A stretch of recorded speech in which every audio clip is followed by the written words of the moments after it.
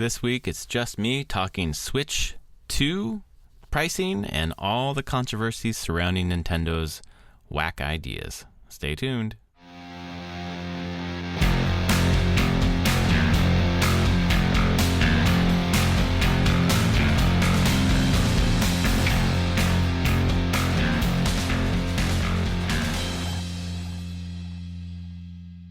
All right, my friends, welcome to episode 473 of Prof and Dev Play Games. My name is Larry, the professor at Prof Plays Games on Blue Sky, and it is just me this week. Anthony, the dev, is away, actually out of the country, so it is just me talking about the Nintendo Switch 2. He doesn't even know I'm talking about this, so don't blame him for my opinions. He has no idea that I'm even talking about the Nintendo Switch 2 and its pricing. It's all very, very strange. Obviously, the tariffs and everything that the United States government is doing to throw every market into economic chaos for whatever reason it's choosing to do that is causing so many problems rippling across every market. And there are so many bigger things to worry about and to think about than the Nintendo Switch 2. But it's so interesting how the Nintendo Switch 2 is sort of, it's not even a canary in the coal mine. It's like it's a microcosm of everything that's happening around cost, inflation, tariffs, obviously, international trade, etc. And I just can't help but wonder if Nintendo wished it had launched the Nintendo Switch 2 last year, like the rumors kind of pointed to it doing. But it didn't, and we are where we are, and Nintendo, is stuck in this vortex of shit, really, that it's not under its own control. And that's certainly adding to part of the problem here, but there's a lot of this that's under Nintendo's control, and it's just making seemingly bad decision after bad decision. Obviously, people are pissed off about the price of the Nintendo Switch 2 or possibly the Nintendo Switch 2 games. The Nintendo Treehouse live stream was full of people shouting, drop the price, and they've got to marshal forward with their message in the face of kind of outcry from at least American consumers, maybe others as well. And there's just something different about what's going on now than maybe what has happened in previous launches. There's a lot of things that are factors in what's going on. But one thing that's different is Reggie Fils-Aimé is not in charge of Nintendo of America anymore. It's Doug Bowser. And thinking about how the Wii went, thinking about those battles between Nintendo of Japan and Nintendo of America about Wii Sports being a pack-in, Nintendo wanted it to be a premium title, a game that people paid for, and the story is that Reggie Fils-Aimé was like, absolutely not. You want to show people why this is a console, what it does, put it as a pack-in so people can have a game when they buy it that showcases what the system is, and then they'll tell everybody about it. So they packed it in, and it ended up being the biggest success for them up until the Switch, not counting the DS, obviously. And then fast forward to where we are now, and talking just about the Welcome Tour, where during the presentation they're talking about this Welcome Tour, which looks like from my vantage at least, a pretty glorified instruction manual showing you how the Nintendo Switch 2 internals work with some mini games along the way. It's not a pack-in, it's a $10 premium title. $10 is a small amount of money for a video game, but it is still an amount of money for a video game that is, for all intents and purposes so far, an instruction manual with a couple of mini games. And it's not a pack-in. And this whole thing shows me that Doug Bowser isn't strong enough to push back against Nintendo of America. And that's not to say that having it as a pack-in would be the right answer. It might not be.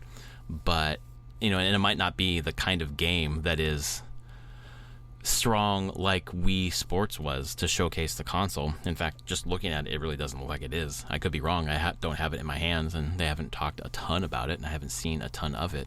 But it's indicative of the lack of power that Nintendo of America has now, the current economic situation aside, some of these prices, I assume, were at least thought about previous to the tariff announcement that happened the day that the Nintendo Switch 2 announcement happened. The big blowout happened.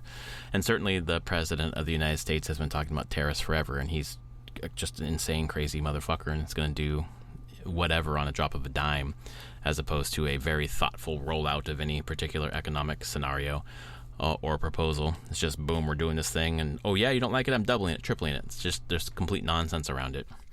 But there obviously is some thought around different markets and different prices, because in Japan, for a Japan account only Switch, it's the equivalent of about $333 US, as opposed to 450 or more.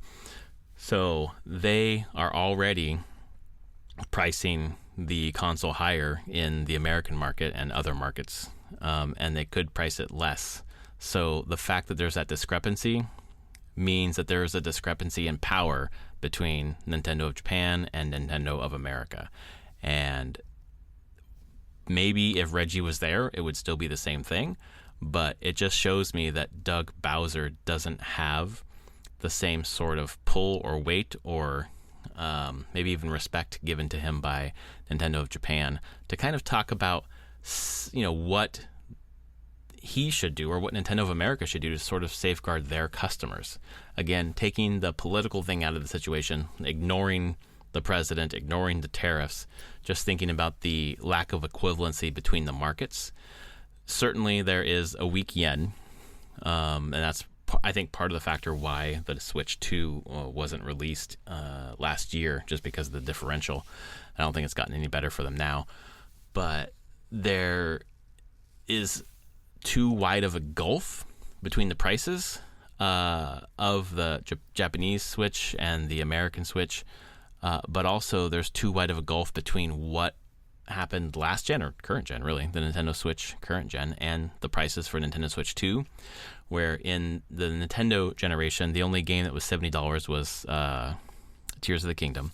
And now moving forward, they're exploring the scale of prices, where we've got Mario Kart World coming in at $80, the first game in this recent generation. I know that games back in the 90s with inflation, the price of Chrono Trigger or whatever is more than that, but just talking about prices now and the sticker shock that people are feeling. $80, the first company to cross that threshold. $80. Donkey Kong Bonanza, $70. They're going to explore the scale. Is not only a little bit of hubris, obviously, like our games, our experiences are worth it, because we're Nintendo, yada yada, but also it shows, I think, just how little attention is paid to the economics at play in the American market, or even the North American market, where so it's either they think they can get away with it, they think people will pay it in the long term, hopefully the long term, because obviously in the short term, people are going to pay it. The people who buy a console in the first year are, for the most part, enthusiasts, people who really want that new piece of tech, people who have been Nintendo fans like me their whole lives, and like Nintendo is part of their idio culture, really. Like, I just love Nintendo, and depending on how crazy the tariffs get, like I imagine getting it within the first year, if not the first 6 months. But for the Switch to have been as big of a success as it was, it's not the first year sales that matter. It's the word of mouth, and it's the reach after year one.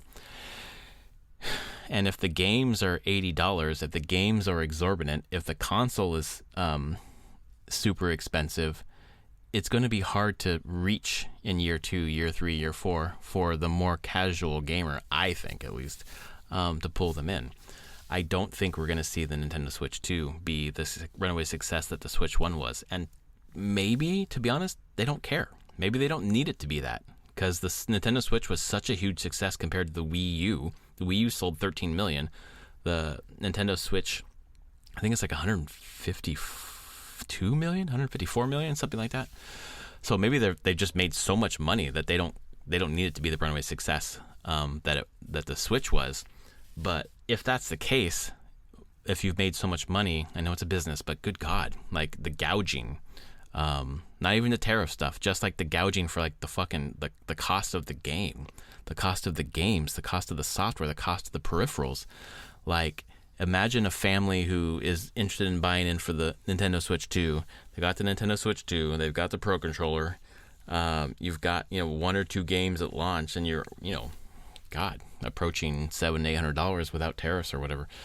And then add tariffs on top of that, which is honestly, like, it's out of Nintendo's control. Like, there's no reason Nintendo should lower their prices because of tariffs. There's no reason they shouldn't pass on those prices to consumers because of tariffs.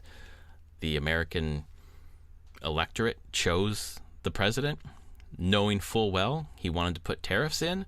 So there's really no reason why the American electorate should be crying about these costs, especially the right-wing grifters in the gaming space who want this guy and are now upset that they're going to have to pay more for their shit.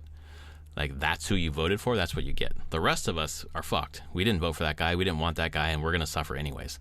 That sucks, but none of that is Nintendo's concern. The tariffs are not Nintendo's concern, except for it's going to fucking hurt them because people are going to purchase the game or the system for less. Well, not for less. I wish they would do it for less, but fewer people are going to purchase the system than would have because of whatever insane price is going to come on. Vietnam was taxed at 40 or tariffed, which is a fucking tax or whatever, at 46%. So, 450 times 46%, you're creeping up to 650, 675, something like that, if it was fully passed on. But again, none of that is in Nintendo's control. What is in Nintendo's control is the idea that their games are so worth it that they will be the first ones to pop the bubble and go into $80 per game. And I don't know what the metric is, playtime. I know certainly Mario Kart 8 is one of the highest playtimes in our house, but there are lots of different games and lots of different metrics that make things valuable or important or the best game or a great game or whatever.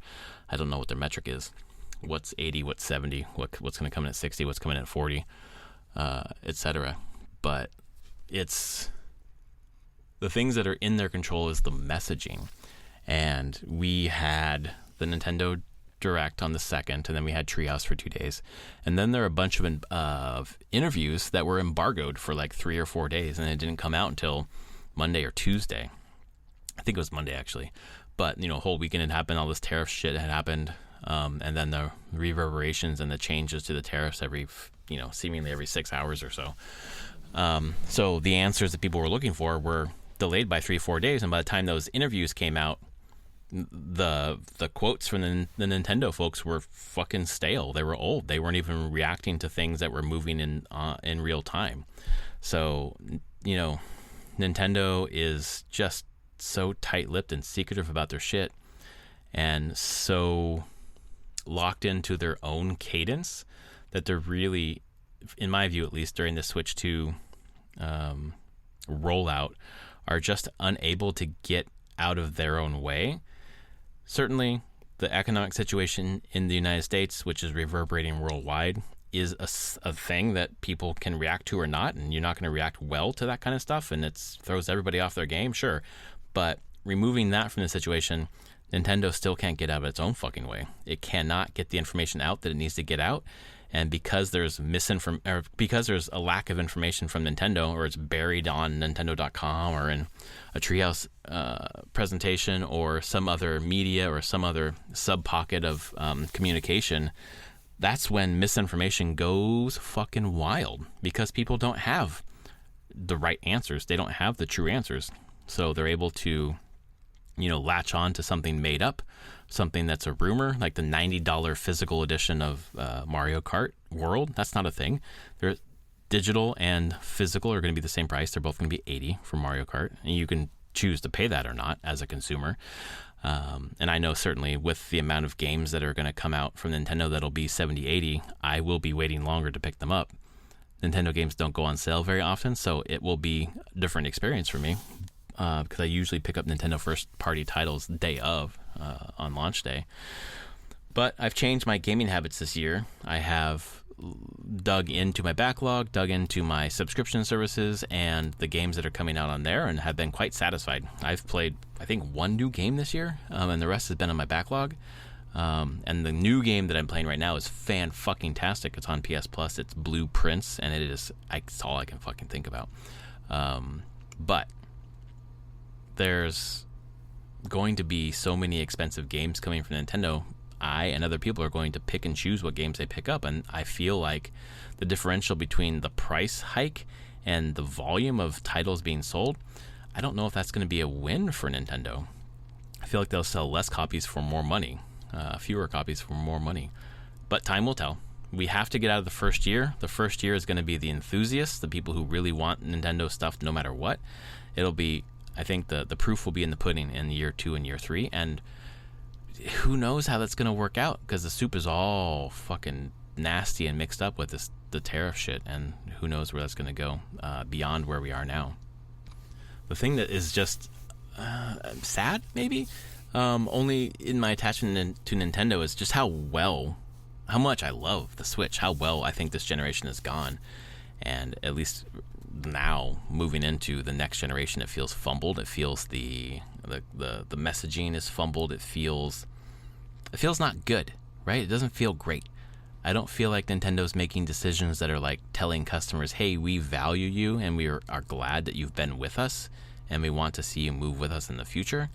And I don't know if it's a PlayStation during the PS3 era, fucking Don Matrick during the Xbox One era, where it's just, we are the best, we are so full of ourselves that we think you'll pay whatever you'll do. We'll say jump, you'll say how high, kind of thing. And it doesn't help that Nintendo's messaging with Doug Bowser in one of these embargoed interviews was something like, we know not everyone can afford a Switch 2. That's why we have Nintendo Switches available. And certainly that's the right approach. We have different tiers of product at different price points. The higher price point is the more premium product, and that's for our enthusiast or high-end consumers. But we also have the Switch OLED at a lower price point, we have the regular Switch at an even lower price point, and then we have the Switch Lite at an even lower price point. So they have the whole family there, but it's just a little, it could be taken out of context or just a little tone deaf, like, we know some people can't afford it. No, oh well, that's why you have these other things, like, too bad you can't afford it. And, it's a business, and businesses are vicious, and people can afford things or they cannot. But it is such a, at least in the U.S., it is, there's difficulty people are having paying for fucking food, paying for their living expenses, paying for rent, buying a new car if they need to buy a new car, fixing their car if they need to fix their car. And a lot of these issues are either remnants of COVID or self-inflicted fucking gunshot wounds by electing an absolute moron who doesn't understand economic policy in the slightest and is running the United States like his failed fucking businesses that all went bankrupt. So there's a lot of challenges there, and certainly none of those are in Nintendo's, it's not their fault, obviously. And there are, in some way, who cares what Americans feel like, because they've voted in a person who's making things worse for them. But not everyone did. And beyond those things, there are still decisions that are coming through that make it apparent that this was going to be a fiasco no matter what. A bit of tone-deaf messaging, a bit of powerless executives in Nintendo of America who can't seem to convince Nintendo of Japan that they should think about a different strategy, or if they're dead set on a path forward, maybe rein it in by about 10-15%, both price wise and stridency wise, and kind of meet American consumers where they might be more likely to pick up your system. Or maybe they're just trying to fight scalpers by making people not really want to pick up the Switch 2. I'm not sure. And everything is just prognosticating. Everything's just trying to read the tea leaves and see where we're going as this fiasco unfolds. But, I think they'll have a good first year. I think they'll have a launch that sells out. I know the pre-orders in other countries are selling out. I think that after the first year is when we're going to see the proof. see where we're at, and maybe things will settle down by then. But if that settling down relies on the stability of the United States government, that's not gonna fucking happen, unfortunately. We're stuck in that for a while, and we will ride it out and see where it goes. But in terms of a hobby, in terms of a tech hobby, it is such an interesting microcosm of what's happening globally and writ large, really, to look at what's happening to the Nintendo Switch 2 and to see what will happen as it launches. For my part, I've registered my interest to pick up a Nintendo Switch 2. I want to try to pick up the bundle with Mario Kart World, and $450 with the bundle. $500 was a little more than I was anticipating paying. I saved up money to purchase this, and if the tariffs go up, cause the price to go up a little bit, I will probably still bite the bullet. But if the tariffs cause the price to go up a lot bit, I will wait, because it's not something that is, it's never necessary. So it's not a necessary purchase, but also just in terms of like me as a gamer and a hobby, I have so much to play right now that I can wait if it's that expensive, because I don't need to bite the bullet and pay for something that I just don't need to play right now. Certainly it'll upset my daughter. My daughter would love to be playing this summer, but she understands what's happening globally. We talk about it quite a bit at home, talk about what's happening nationally. We talk about that quite a bit at home. So if we have to wait 3-6 months, that will be okay. Moving into 9-12 months will be tough, but certainly there's a lot to play. Certainly there's lots of other things we can do with our time, and we'll see where things go. But I'm hoping that there's enough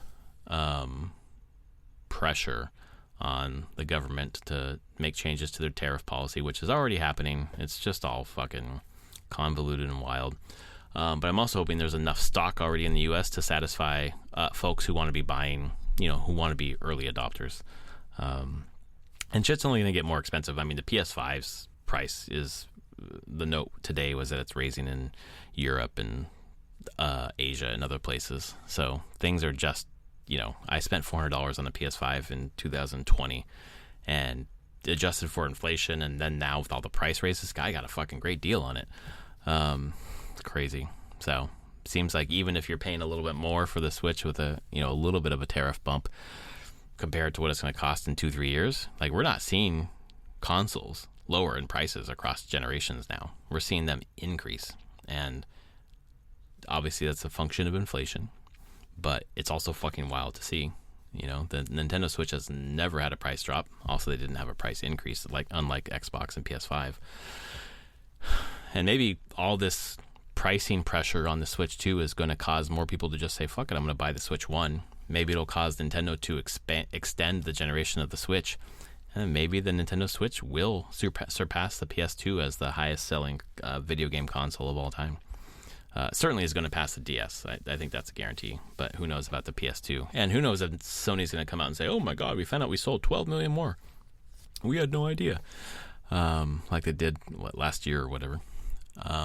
But yeah, overall, crazy messaging from Nintendo, seemingly a weak hand from Doug Bowser to be able to rein Nintendo in on the pricing of their games, the software specifically, and then just fucking turmoil and chaos and craziness because of who the United States electorate decided to put back in the fucking White House. So all awful and all chaotic, and gives us all something to talk about and something to think about for sure. But I'd rather it be chaotic. I'd rather not ever have to think about government or economic policy. I'd rather it just be boring and stable, and not everyone likes that. People like to grift and get their money, and we see that a lot in the gaming space, unfortunately, and obviously it's now permeated national political culture. A bunch of grifters who don't know shit and say a lot of things. And it affects all of us, unfortunately, and our hobbies, and that's just really shitty. I guess the silver lining is these right-wing grifters have to spend more on their shit, too. So, oh well, not a very silver lining, but it's something, I suppose. Anyway, this is Prof. Nice talking to you. We'll see how things move with the Nintendo Switch 2 as we get closer to launch. If you like us, like our podcast, etc., please rate us on your podcast service of choice. Tell a friend, and we will see you next week. It'll be me and someone else, but the dev will still not be here. He will still be abroad. All right, folks. Talk to you later.